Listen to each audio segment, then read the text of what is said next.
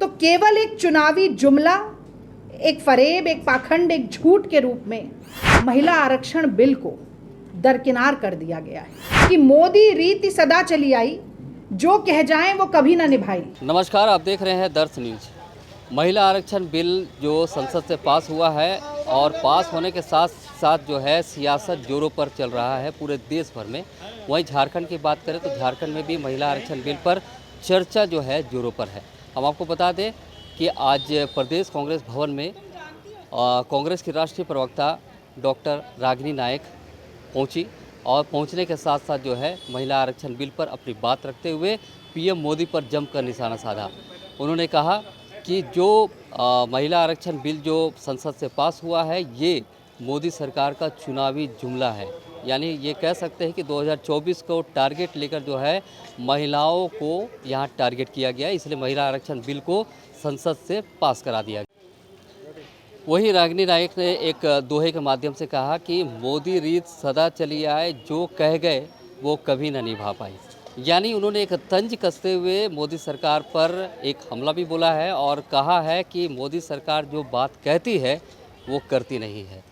तो कुल मिलाकर कह सकते हैं कि आज राष्ट्रीय प्रवक्ता ने महिला आरक्षण बिल पर अपनी बात रखी और मोदी सरकार को निशाने पे लिया है।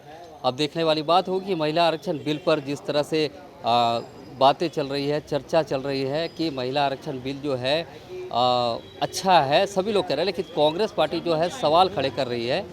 और हम ये भी बता दें कि रागिनी नायक ने एक मांग करते हुए कहा कि महिला आरक्षण बिल जो है वो जनगणना और परिसीमन को लेकर जो है टाल दिया जा रहा है। ये बड़ी बात जो सामने आ रही है, ये जो है पीछे की ओर धकेल दिया गया है, लेकिन ये जल्द लागू होना चाहिए। यानी साफ तौर पर कहा कि महिला आरक्षण बिल जो है जल्द लागू किया जाए।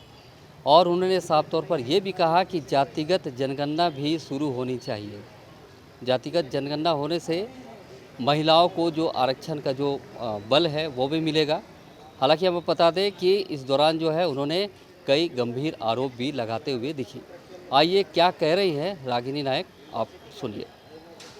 40 में लागू होगा, जैसे कि ये कहा था कि 2022 तक किसानों की आय दुगनी हो जाएगी, जैसे कहा था कि 15 लाख सबकी जेब में आ जाएंगे, जैसे कहा था कि 2 करोड़ रोजगार नौकरी हर साल मिलेगी, जैसे कहा था कि बुलेट ट्रेन चलने लगेगी, जैसे कहा था कि 40 रुपए का पेट्रोल और डीजल हो जाएगा, और जैसे कहा था कि रुपया और डॉलर समान हो जाएगा। तो केवल एक चुनावी जुमला, एक फरेब, एक पाखंड, एक झूठ के रूप में महिला आरक्षण बिल को दरकिनार कर दिया गया है।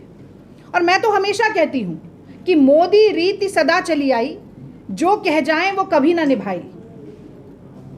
मोदी रीति सदा चली आई, जो कह जाएं वो कभी ना निभाई। और इसके ठीक विपरीत अब मैं बताना चाहती हूं, ये बात 2010 से नहीं शुरू हुई जब यूपीए ने राज्यसभा में महिला आरक्षण का बिल पारित किया। ये बात सन 1931 से शुरू हुई।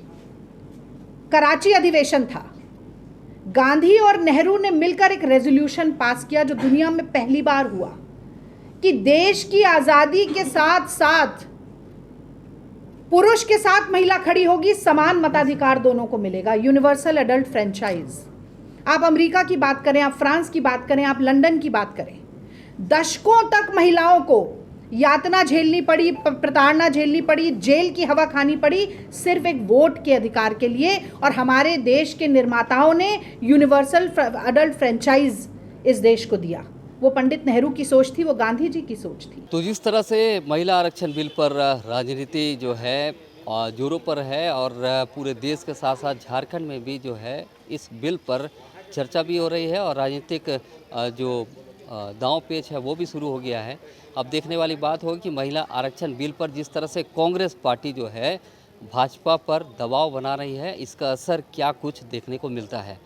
दर्श न्यूज के लिए मैं रांची से मोहन कुमार।